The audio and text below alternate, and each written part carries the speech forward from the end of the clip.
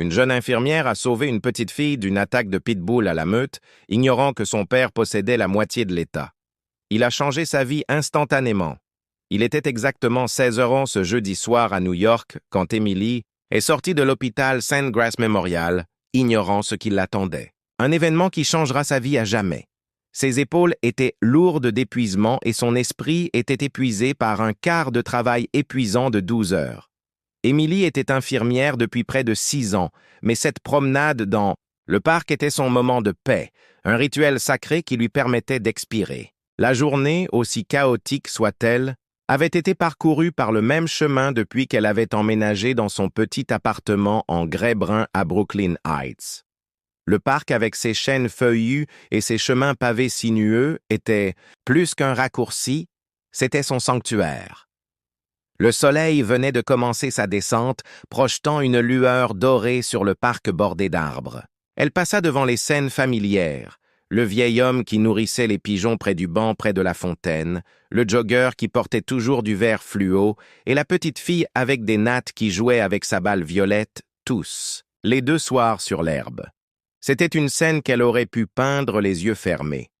Rien n'a jamais changé ici et c'est pourquoi elle l'aimait jusqu'à aujourd'hui. Du coin de l'œil, quelque chose se produisit. Un mouvement trop rapide, trop violent pour être normal dans ce lieu de paix. Emily se retourna juste à temps pour entendre un cri de panique. Ce n'était pas un cri enjoué ni un gémissement d'enfant, c'était une peur brute. Puis elle l'a vu un pitbull musclé et aux yeux fous chargeait à travers le champ ouvert, sa laisse traînait inutilement derrière lui, comme une promesse non. Tenus, les gens réagissaient déjà des mères, attrapant leurs enfants adolescents, tâtonnant avec son téléphone. Quelqu'un criait à l'aide, mais le chien avait déjà verrouillé sa mise au point. La petite fille, avec la balle violette, se tenait au centre de l'herbe, figée dans la peur. Elle n'a pas couru, elle n'a pas crié, elle ne pouvait pas, sa petite silhouette était paralysée, les yeux écarquillés fixés sur la bête qui n'était pas à plus de 20 mètres et se rapprochait rapidement. Emily ne pensait pas qu'elle ne calculait pas la distance ou le « danger ». Son instinct d'infirmière s'est réveillé, pas celui qu'elle avait appris dans les livres, mais celui enfoui au plus profond d'elle-même. Elle a sprinté. « Bouge !» Quelqu'un a crié derrière elle, mais elle ne pouvait pas l'entendre. Son cœur battait fort dans ses oreilles, tandis que ses pieds martelèrent le sol. Le vent hurlait à son visage tandis qu'elle traversait l'herbe à grandes enjambées désespérées. 10 mètres. Le chien a grogné, ses dents ont montré son grognement, faisant trembler l'air comme le tonnerre. Emily a atteint la fille et l'a prise dans ses bras, tordant son corps dans un mouvement fluide pour se placer entre l'enfant et la force qui approchait, puis la douleur était blanche et immédiate. Le chien s'est accroché à sa jambe inférieure, ses mâchoires s'enfonçant profondément. Emily a crié, mais n'a pas lâché l'enfant. Elle est tombée à genoux, protégeant toujours la fille. Son dos s'est cambré de douleur. Du sang a commencé à traverser son pantalon et à couler dans l'herbe. Quelqu'un a plaqué le chien. Un homme, peut-être 2, a lutté pour le retirer. L'un l'a frappé avec un sac. Un autre a tiré fort sur la laisse. Après ce qui a semblé être une éternité, l'emprise s'est relâchée et le chien a été tiré en arrière en aboyant sauvagement. De la mousse sortait de sa gueule. Emily s'est effondrée en avant sur l'herbe. Ses bras étaient toujours enroulés autour de la petite fille tremblante qui pleurait maintenant dans sa poitrine. « C'est bon », murmura Emily entre ses dents serrées. « Tu vas bien. Tu es en sécurité. » Sa jambe palpitait violemment et la chaleur de son propre sang imprégnait la terre sous elle. Elle ne bougea toujours pas, elle ne libéra pas l'enfant, jusqu'à ce qu'une autre paire de bras éloigne doucement la fille. « Êtes-vous blessé ?» demanda une voix paniquée. C'était une voix d'homme, profondément inquiète, tout près. Emily cligna des yeux face au visage d'un homme bien habillé, costume cher, montre chère, mais les yeux emplis d'une terreur absolue. « Ma fille !»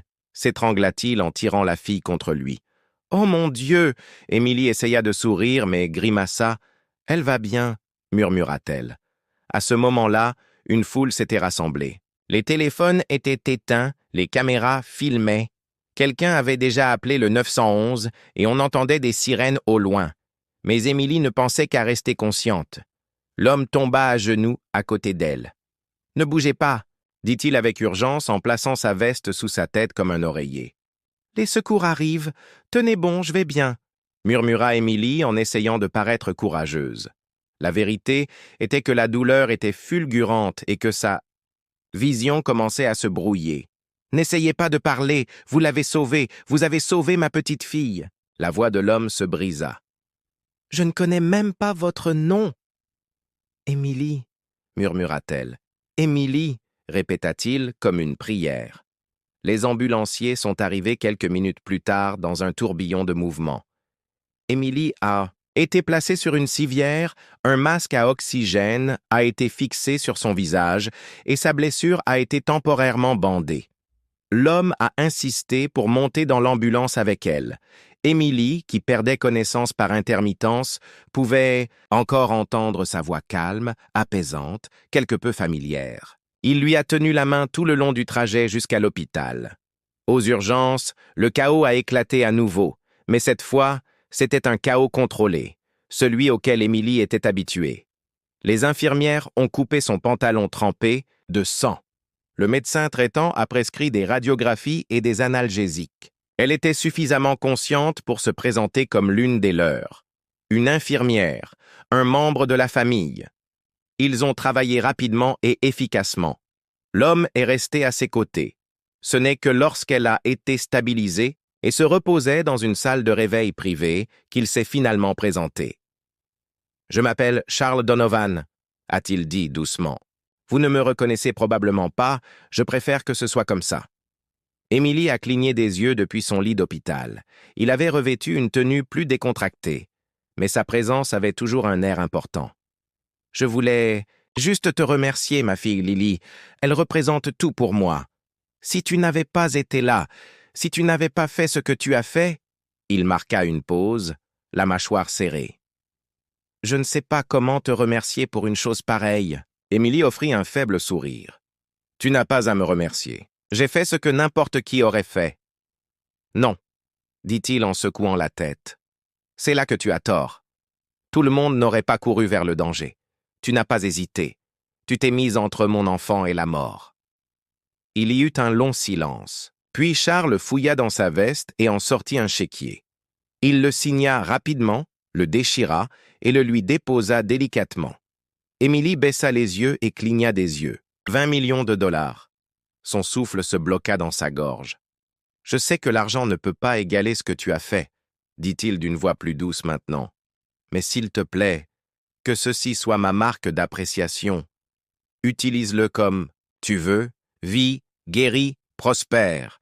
Quoi que ce monde t'ait refusé auparavant, ne le laisse plus faire. » Les larmes montèrent aux yeux d'Émilie, non pas à cause de la douleur ni du choc, mais à cause du flot d'émotions accablant auquel personne ne pouvait se préparer. Je ne le savais pas à l'époque, mais les caméras avaient filmé l'incident dans son intégralité dans le parc. Les médias avaient déjà commencé à relayer l'histoire. Les réseaux sociaux étaient en feu au moment où le soleil s'est complètement couché sur New York. Émilie n'était plus seulement une infirmière fatiguée rentrant chez elle, elle était une héroïne, une femme dont l'acte de bravoure accompli, en un battement de cœur, aurait des répercussions bien au-delà d'un seul jeudi soir. Et bien que sa jambe porte les cicatrices de ce moment, sa vie a été changée à jamais. Non pas par l'argent ni par la célébrité, mais par la vérité, que même dans un monde rempli de peur, quelqu'un choisissait toujours de courir vers elle pour quelqu'un d'autre. C'était le lendemain matin de l'événement qui a changé sa vie dans le parc, quand Émilie s'est réveillée dans son lit d'hôpital, les draps blancs stériles contrastant fortement avec le chaos vif qui éclatait déjà au-delà des murs de l'hôpital. Sa jambe lancinait d'une douleur sourde gonflée et étroitement enveloppée dans une gaze blanche impeccable, mais la douleur physique n'était rien comparée au tourbillon qui s'était emparé de son monde pendant la nuit, une tempête, faite non pas de météo, mais de gros titres flashant des caméras et un public désireux de couronner un héros. La nouvelle de l'acte courageux d'Émilie s'était répandue à une vitesse étonnante, ce qui a commencé comme une vidéo tremblante, prise par un passant, avait déclenché un incendie viral imparable sur les plateformes de médias sociaux.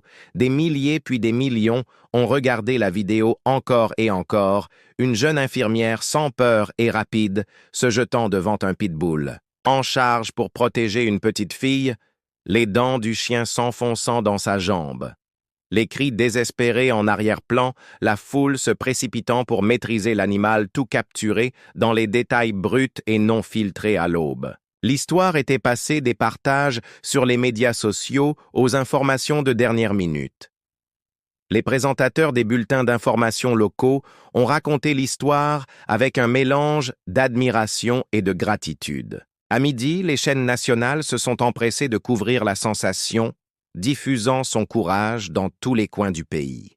À l'extérieur de l'hôpital, les journalistes et les équipes de tournage se sont rassemblés comme un essaim, leurs objectifs braqués sur le bâtiment où Émilie se rétablissait. À l'intérieur, la nature surréaliste du moment s'est abattue sur elle par vagues. Les infirmières chuchotaient dans les couloirs et des visages inconnus s'arrêtaient dans sa chambre. Les administrateurs de l'hôpital, les sympathisants et même les médecins qui voulaient serrer la main de la femme dont les actions avaient conquis le cœur de la nation. Émilie, encore groggy par la douleur et les médicaments, avait du mal à saisir l'ampleur de tout cela. La première fois qu'elle a allumé la télévision, l'image d'elle-même s'est figée sur l'écran. Elle était là, meurtrie, mais inflexible, allongée sur l'herbe, un regard de détermination féroce gravé sur son visage. Les images rediffusées ont capturé chaque seconde de son plongeon entre le chien et l'enfant, chaque battement de cœur de ce moment terrifiant. La voix off l'a appelée l'infirmière courageuse et des hashtags comme #H Eronurs et #Emily. La courageuse ont commencé à être tendance sans relâche en ligne. L'effusion de soutien était submergente. Son téléphone vibrait sans arrêt avec des messages, des SMS, des appels, des courriels d'inconnus, des médias et des amis. Prières et louanges la qualifiant d'inspiration, un véritable ange gardien. Mais au milieu de ce flot d'attention, Émilie sentit une dérive. Elle ne se voyait pas comme une héroïne pour elle. Elle avait simplement fait ce que n'importe qui, avec même la plus petite mesure d'humanité, aurait fait. C'était un entraînement, instinctif et un sens inébranlable du devoir, tout en un pourtant. Le monde avait choisi de la voir différemment du jour au lendemain. Elle s'était transformée d'une infirmière silencieuse, dévouée à de longues gardes dans l'ombre de l'hôpital, en une personnalité publique célébrée sur les écrans et dans les conversations. Partout, les demandes d'interview affluaient. Les journalistes bordèrent le couloir devant sa chambre, avides de son histoire, ses pensées, ses émotions. Les caméras attendaient qu'elle sourie, pleure pour dire quelque chose qui conquérirait les cœurs, un nouveau. Mais Émilie, submergée par les projecteurs incessants, déclina poliment chaque demande. Elle ne voulait rien de plus que guérir et retourner à la simplicité de sa vie avant ce moment extraordinaire. Mais la célébrité était une marée implacable alors que le monde tombait amoureux de l'image du courage d'Émilie. L'histoire a gagné une autre couche qui a approfondi la fascination du public. Les médias ont rapidement révélé l'identité de l'homme qui l'avait accompagné.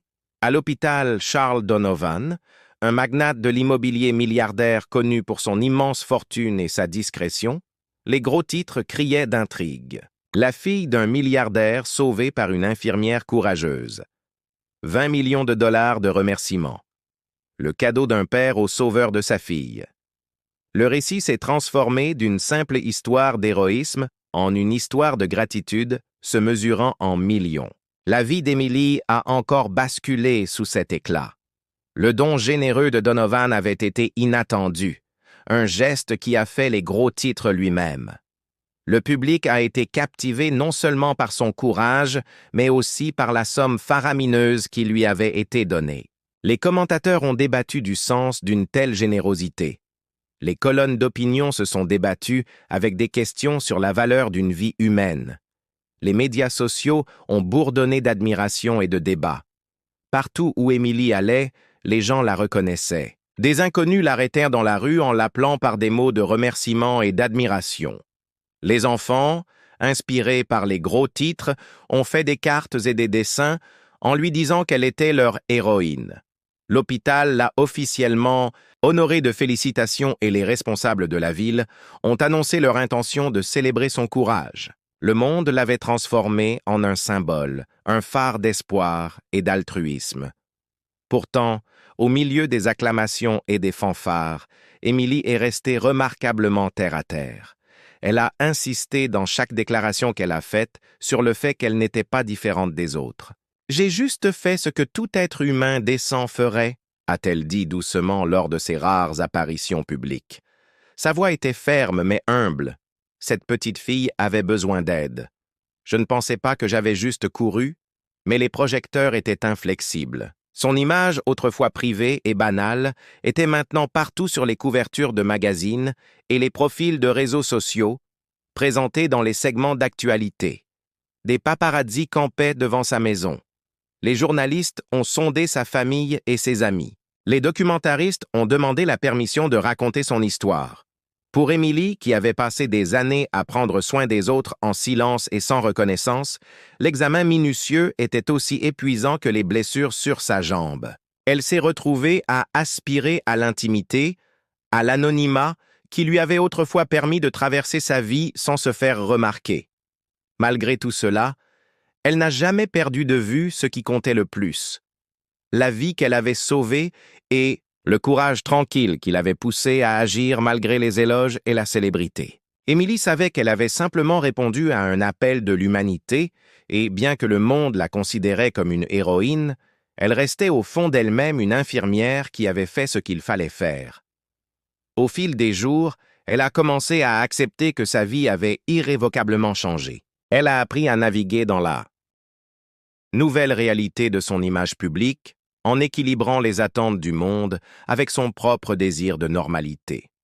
La tempête médiatique lui avait montré le pouvoir d'un seul acte de bravoure et l'effet d'entraînement qu'il pouvait créer au milieu de tout ce bruit. Émilie a trouvé des moments de réflexion tranquille. Elle a réalisé que, bien que le monde la considérait désormais comme une infirmière courageuse, elle était toujours la même personne qui marchait dans ce parc tous les jours, la même femme qui se souciait profondément des autres, et la même âme qui avait couru sans hésitation quand cela comptait le plus.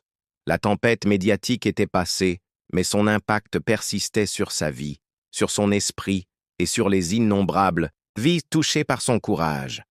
Émilie a trouvé en cela une nouvelle forme de force, la force d'affronter tout ce qui allait arriver. Ensuite fondée sur la connaissance que parfois les actes de gentillesse les plus simples peuvent tout changer, c'était un matin d'automne frais, lorsqu'Émilie se tenait devant une foule rassemblée dans l'auditorium lumineux et aéré du centre, communautaire de sa ville natale. La lumière du soleil filtrait doucement à travers les hautes fenêtres, projetant une lueur chaleureuse sur les visages pleins d'espoir devant ses infirmières, ses premiers intervenants, ses étudiants et les responsables locaux. C'était le jour dont Émilie avait longtemps rêvé, mais qu'elle n'aurait jamais imaginé arriver si tôt. Le lancement officiel de la Fondation Emily Carter, une cause née du courage, de la compassion et d'un désir inébranlable de redonner, quelques mois plus tôt. La vie d'Émilie avait été transformée d'une manière qu'elle n'aurait jamais pu prévoir. La vidéo virale de sa précipitation pour sauver une petite fille d'une attaque vicieuse de pitbull avait transformé une infirmière discrète en un nom familier. Le généreux don de 20 millions de dollars de Charles Donovan, le père milliardaire, de la petite fille qu'elle a sauvée, lui avait donné une plateforme et les ressources pour faire une différence durable.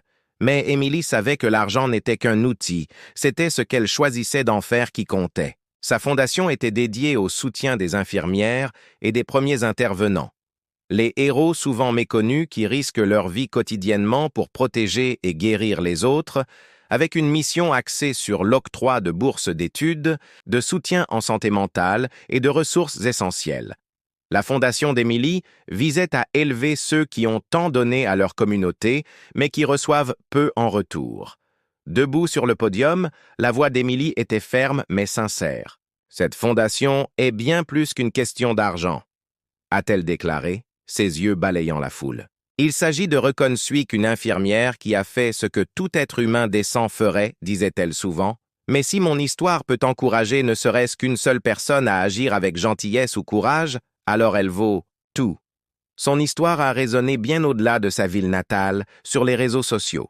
Les gens ont partagé son message d'espoir et de résilience. Les infirmières et les premiers intervenants l'ont contactée pour la remercier d'avoir donné une voix à leurs difficultés. Les jeunes ont trouvé en elle un exemple de la façon dont des vies ordinaires peuvent être transformées par une compassion extraordinaire. Au fil du temps, la Fondation Emily Carter est devenue plus qu'une organisation, c'est devenu un mouvement.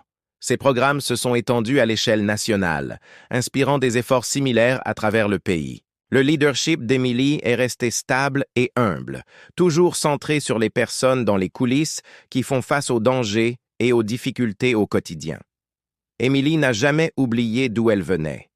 La jeune fille qui rentrait autrefois, chez elle fatiguée après une longue garde à l'hôpital, était désormais un symbole d'espoir et un catalyseur pour changer sa vie pour toujours. Changer par un seul moment de bravoure avait bouclé la boucle dans les moments de calme, entre les discours, les événements et les visites à l'hôpital.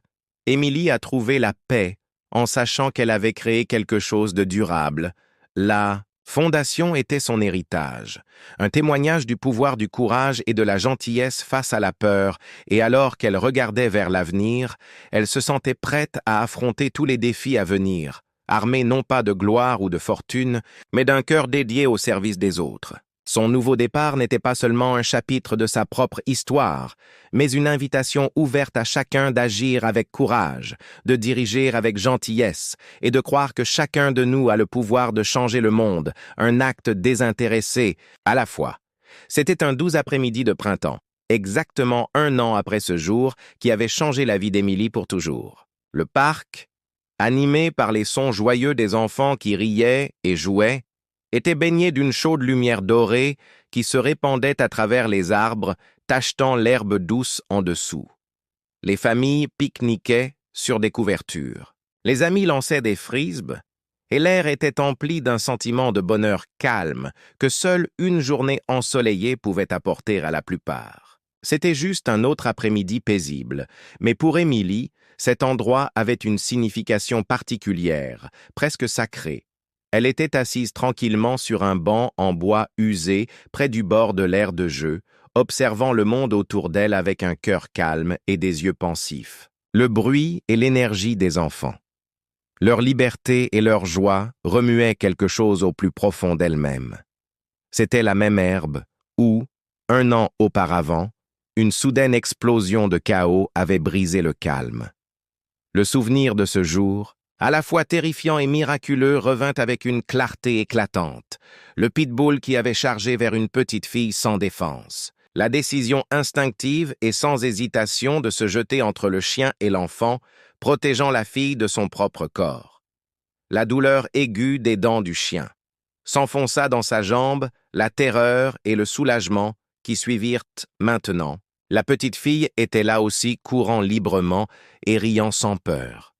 Le regard d'Émilie s'adoucit alors qu'elle regardait la fillette filer à travers l'herbe ensoleillée, son esprit insouciant, un témoignage vivant de survie et de guérison. La transformation de cet enfant de la vulnérabilité tremblante à l'enfance joyeuse ressemblait à une victoire silencieuse qui appartenait à tous ceux qui s'étaient souciés d'elle réconfortée et aimée, alors qu'Émilie était assise là, perdue dans ses pensées. Une silhouette familière s'approcha portant 2 tasses de café fumant. C'était Charles. Donovan, l'homme dont le don généreux avait non seulement changé sa vie, mais lui avait donné les moyens de créer un héritage durable. Il sourit chaleureusement et s'installa à côté d'elle, offrant une des tasses. Les deux étaient assis, dans un silence complice, sirotant leur café et absorbant l'environnement paisible. « C'est différent ici maintenant », dit Charles pensivement, ses yeux suivant les enfants qui jouaient à proximité, presque comme si cet endroit était guéri avec le temps, tout comme nous tous. Émilie hocha la tête. « Il y a 1 an, ce parc était l'endroit où tout a changé. J'avais l'habitude de marcher ici sans trop réfléchir maintenant. Chaque pas, chaque son me rappelle ce qui s'est passé et ce qui aurait pu être. » Ils regardèrent tous deux à nouveau vers la petite fille qui courait maintenant vers un groupe d'autres enfants. Son rire résonna clair et lumineux, Une mélodie qui sembla nettoyer les ombres persistantes de ce jour terrible. Charles dit doucement. Votre courage ce jour-là l'a sauvé. Oui, mais cela a aussi déclenché quelque chose de bien plus grand. Une chaîne d'espoir, de gentillesse et de communauté. Émilie sourit, un mélange d'humilité et de gratitude la remplissant. Je n'aurais jamais imaginé que mon simple acte de faire ce qui me semblait juste mènerait à tout cela. La fondation, le soutien aux infirmières et aux premiers intervenants. C'est émouvant de voir comment les gens se sont ralliés. Charles tendit la main et toucha doucement son bras. Vous avez donné aux gens une raison de croire à nouveau, dans un monde si souvent rempli de peur et de division. Votre histoire a rappelé à tout le monde que le courage et la compassion existent toujours. C'est un cadeau qu'aucun argent ne peut acheter. Émilie baissa les yeux sur sa jambe. La légère cicatrice visible sous l'ourlet de son pantalon était un rappel silencieux mais constant de la douleur qu'elle avait endurée et de la vie qu'elle avait sauvée. La cicatrice était devenue un symbole non seulement de souffrance, mais de force et de survie, la marque d'un moment où la peur était surmontée par l'amour désintéressé. Pendant un long moment, personne ne parlait autour d'eux. La vie continuait son rythme joyeux. Les enfants jouaient au chat et à la souris. Les parents discutaient sur les bancs et la brise soufflait à travers les arbres, emportant avec elle le parfum frais des fleurs printanières. Finalement, Émilie brisa le silence. Parfois, je n'arrive toujours pas à croire à quel point tout a changé en un an. Je suis passé d'une infirmière ordinaire effectuant ses tâches quotidiennes à quelqu'un dont l'histoire a touché des milliers, peut-être des millions. C'est bouleversant, mais aussi, d'une certaine manière, juste. Charles sourit. Tu n'as pas demandé ça. Tu as juste agi avec ton cœur et le monde avait besoin que nous le fassions tous.